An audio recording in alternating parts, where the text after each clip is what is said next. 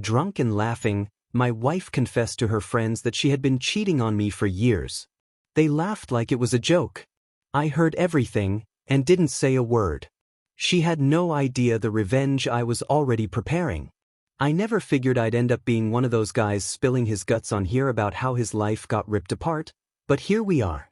Life has this twisted sense of humor, doesn't it? I'm Jake, 35 years old, and I was married to Sarah, who's 31. We'd been together for 7 years. So here's how my entire world came crashing down around me. Last weekend was supposed to be epic. Me and the guys had planned this road trip to catch a huge game in another city. We'd been pumping ourselves up for months, everything was set in stone, but then Mike had to bail at the last second because his kid got sick. Just like that, the whole thing fell apart. Nothing you can do about it, right? Life happens.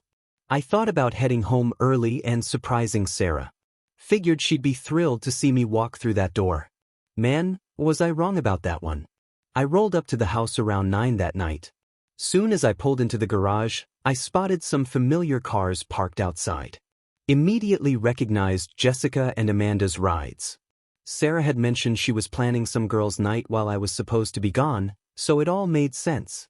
I was walking toward the front door when I caught voices drifting from the back patio. They were being loud, those kind of obnoxious laughs that scream too much wine and juicy gossip.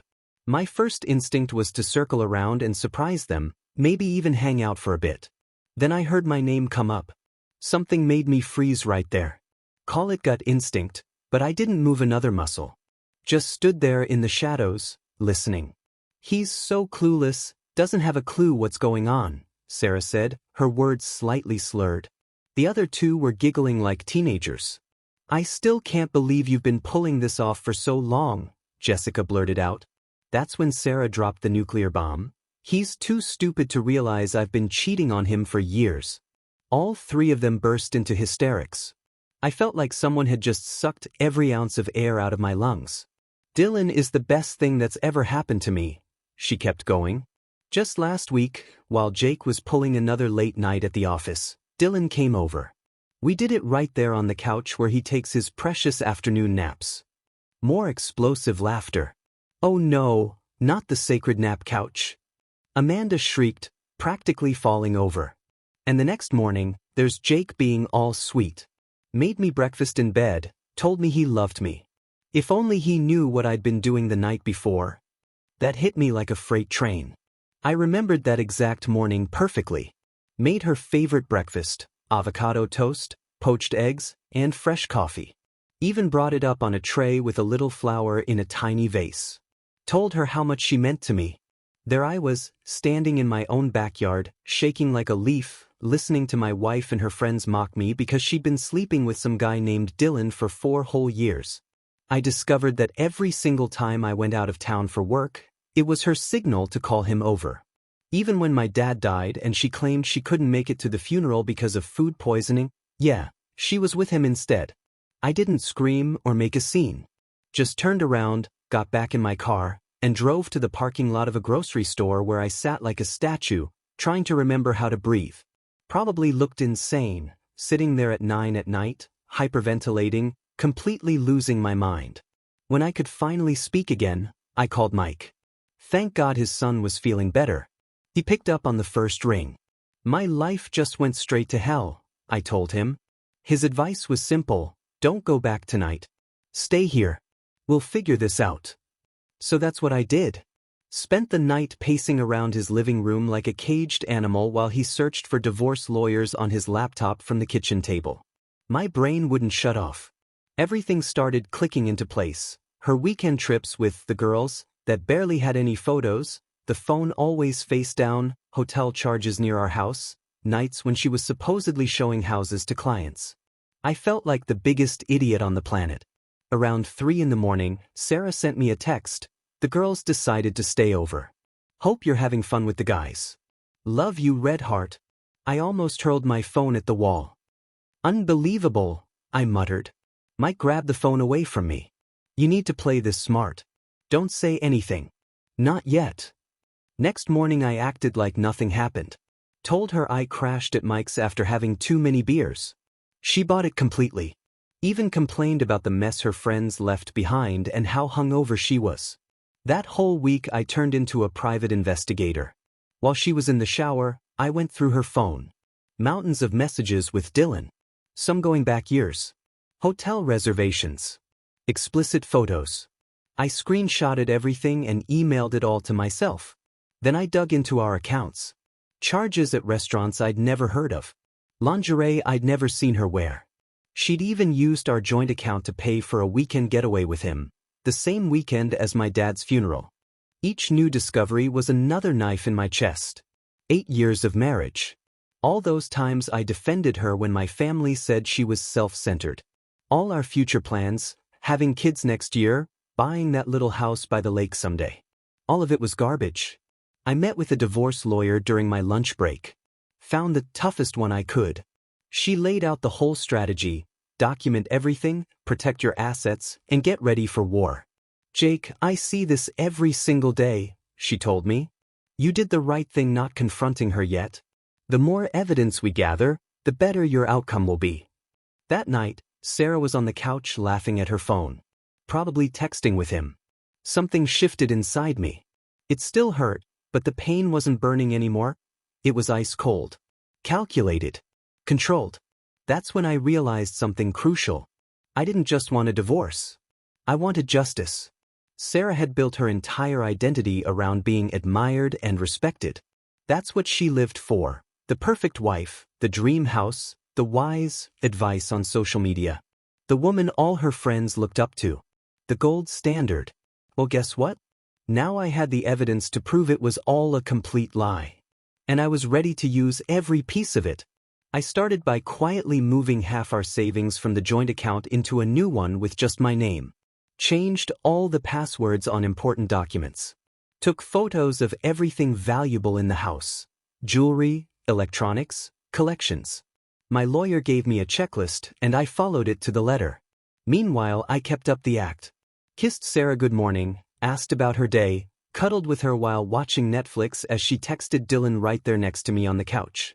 Every single day I stayed calm and collected, knowing I was just weeks away from burning down the entire lie she'd constructed.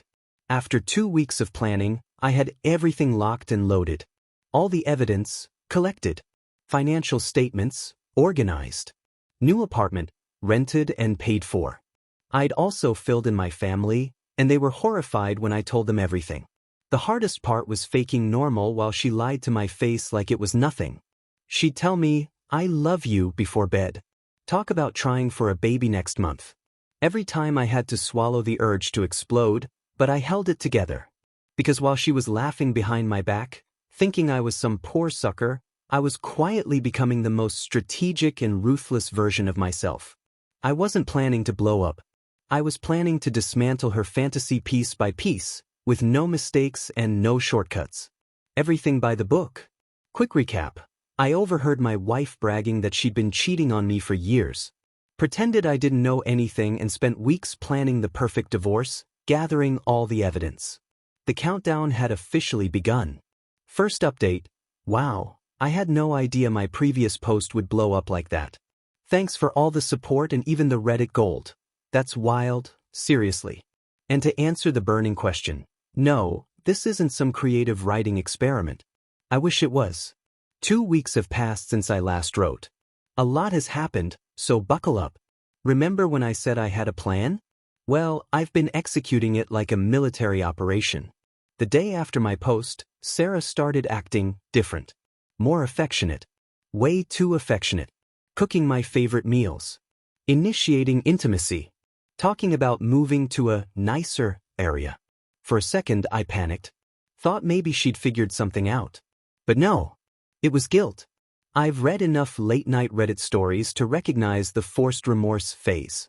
Classic cheater behavior, starts overcompensating. Anyway, here's what I've been up to since then. Finances first. Most urgent priority. I'd already moved half our savings.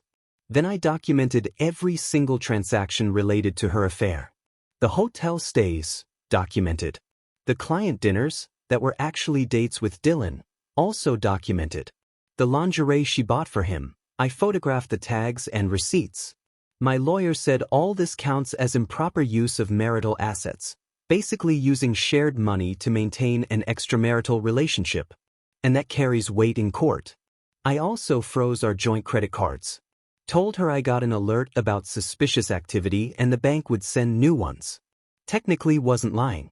While she waited for the new cards, I quietly removed her as an authorized user on my main card. She ended up with a declined card at Sephora. Called me furious, completely embarrassed. I just played confused. Maybe the bank is taking longer than usual? Nailed the performance. Property moves. Started getting my stuff out of the apartment bit by bit. Not everything at once, just the irreplaceable items. My dad's old watch. Family photos. Important documents. I did this when she was showing houses. Translation, meeting Dylan. For everything I took, I'd put a substitute or rearrange things so it wouldn't be obvious. The evidence bomb. This is where Mike really came through. We put together what we called the nuclear file. Every screenshot. Every email. Every message. Hotel receipts, photos, financial records. We even created a timeline showing how long this had been going on. We also included a flash drive with some recorded calls. Dylan and Sarah weren't exactly discreet, and we live in a one-party consent state. Everything completely legal. I made multiple copies. One for me, one for my lawyer, one for Dylan's wife, yes, I found her, and one for Sarah's parents.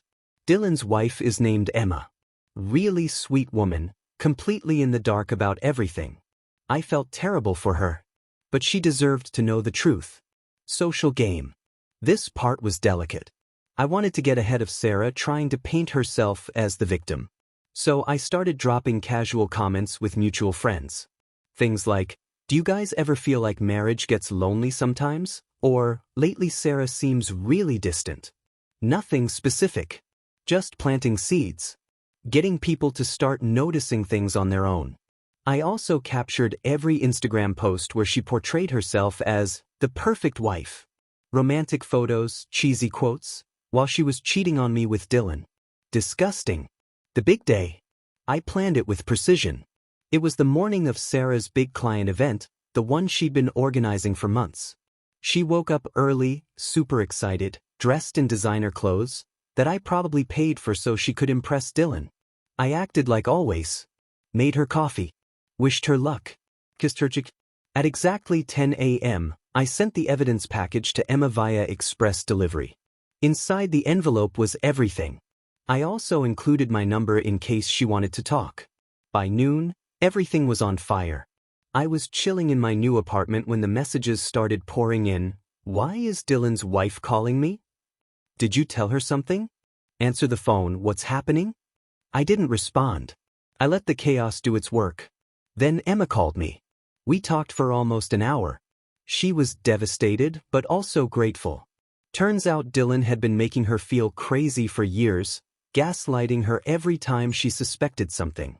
She told me that as soon as everything exploded, Dylan tried to save himself. Threw Sarah under the bus to protect his own skin. Not surprising at all.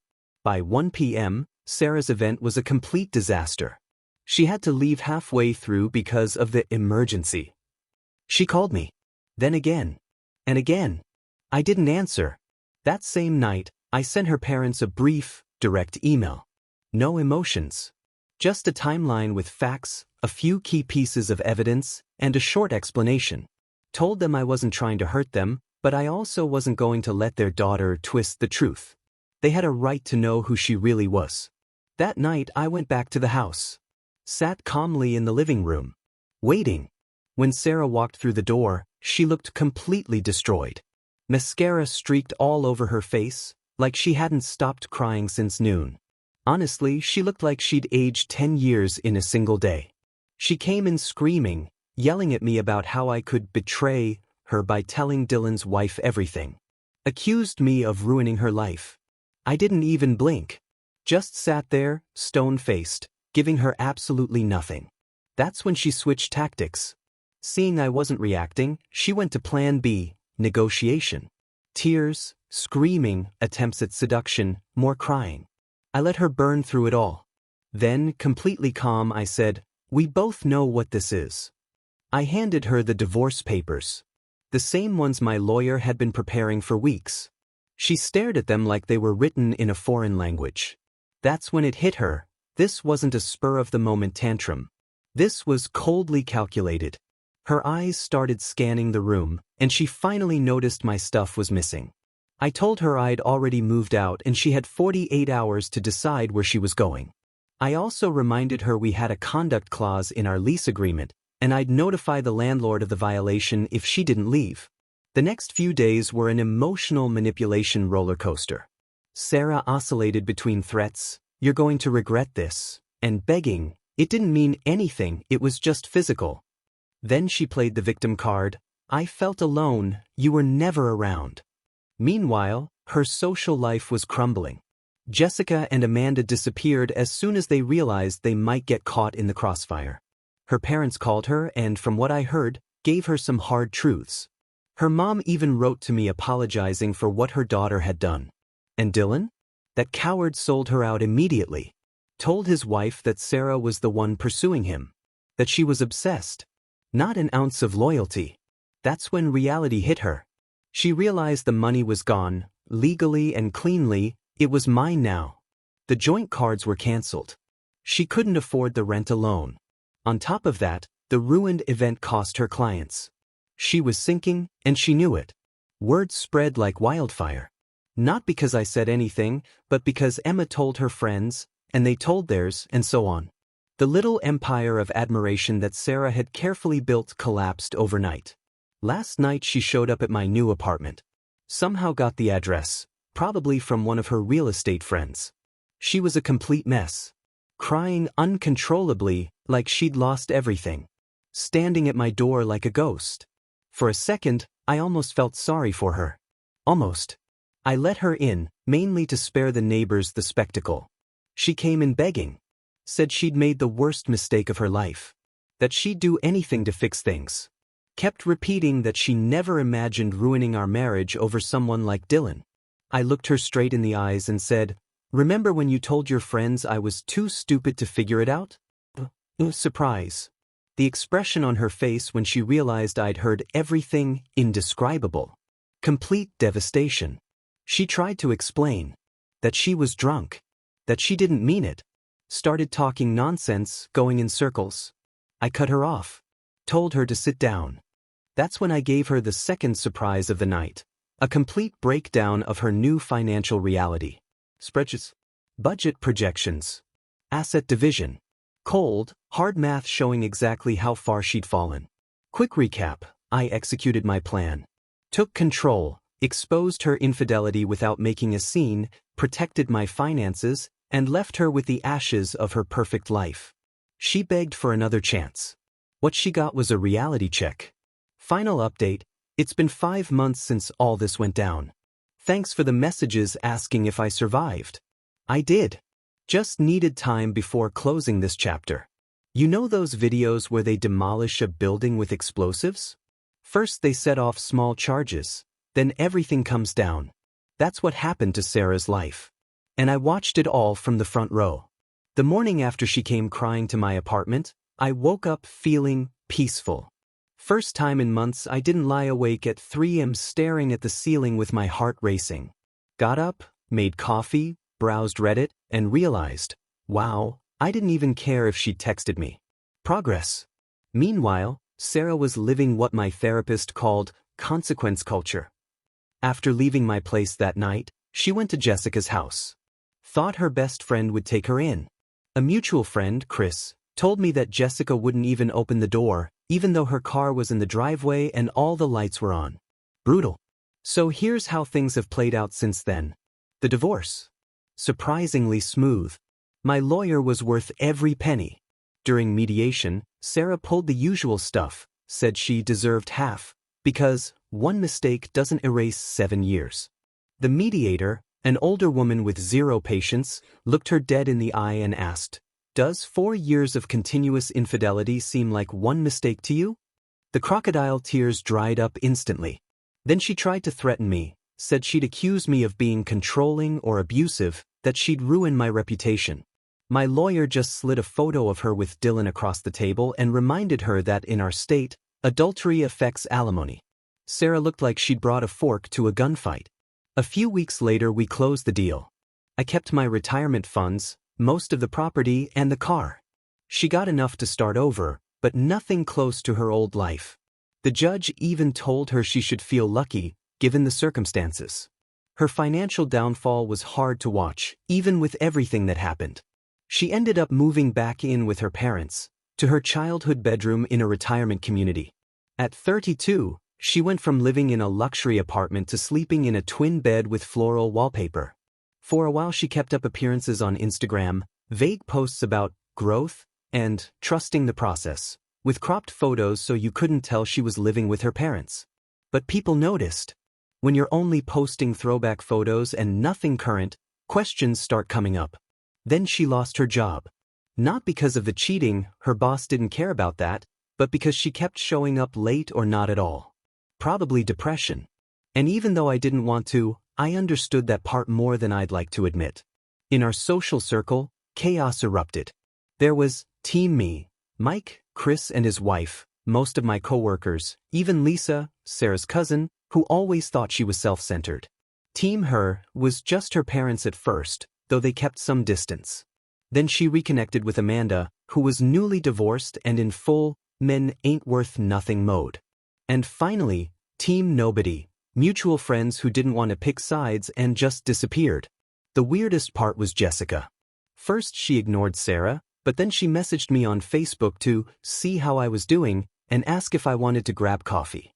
I passed. Something about how quickly she dropped Sarah felt opportunistic. About Dylan, Emma and I stayed in touch, but no romance. Just two people rebuilding themselves.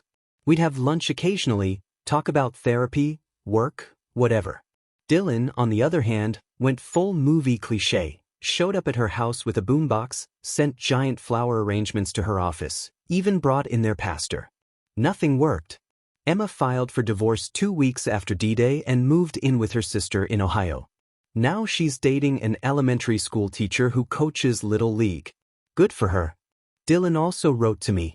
A massive message saying we were both victims, that Sarah had pursued him. I just replied, sure. To the point. My own journey was rough at first. I was living like a hermit. Work, movies, frozen dinners, sleep. My apartment looked like a college dorm. 1 pan, 2 plates, mattress on the floor. Until Mike staged an intervention. Showed up with bagels and made me talk. I told him the truth. Beyond the anger, I was sad.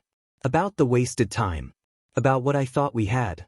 About trusting someone so completely who failed me so easily. That conversation pushed me into therapy. Found a therapist who specialized in infidelity trauma. None of that forgiveness sets you free stuff, just tools to move forward. Slowly I started living again. Bought a decent bed. Joined a local soccer league. Went to meetups, cooked real food. And 2 months ago I had my first date since all this. Just coffee with a girl from a hiking group. It was weird, awkward, but it was a start. Then the unexpected happened. Last week I ran into Sarah at Home Depot. We both froze. She looked different, short hair, simple clothes. She asked if we could talk. Against my better judgment, I said yes. We sat on a bench outside. For the first time, she apologized. No excuses. No drama. Just an honest, I'm sorry. She told me she was in therapy, trying to understand why she destroyed her life. I kept waiting for the typical manipulative twist, but it never came. She wasn't trying to get back together. She just wanted me to know she was sorry.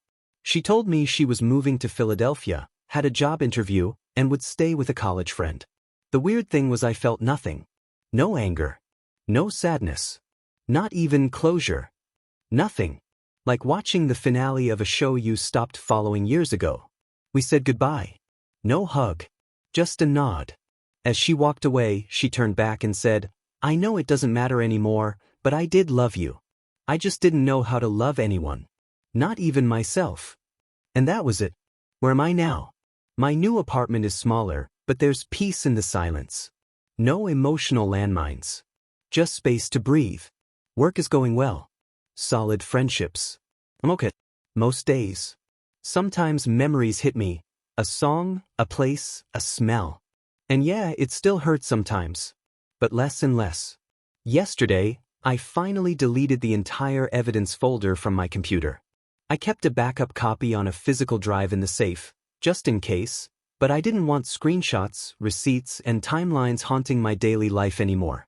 It was symbolic. Like clearing your browser history, but for your soul. I've started seeing someone.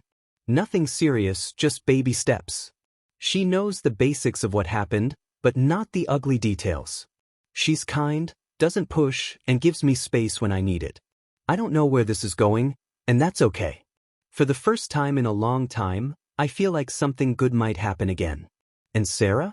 Her mom still sends me birthday cards. Yeah, weird. She told me Sarah's doing well in Philadelphia. Got the job, rented a place, meeting new people. And honestly, I'm glad. Not because I wish her happiness, but because it means this chapter is closed. For both of us. The same woman who laughed with her friends about how stupid I was learned the hard way that actions have consequences. That a reputation takes years to build and seconds to destroy. And that once trust is broken, there's no way to repair it. And me? I learned I'm stronger than I thought. That starting over isn't failing, it's liberation. That the best revenge isn't destroying someone else's life, but rebuilding yours in a way they never imagined possible. Quick recap. The divorce is finalized. She moved across the country. I'm rebuilding my life, step by step. Her world collapsed on its own. Mine, still under construction, but for the first time in a long time, it's mine.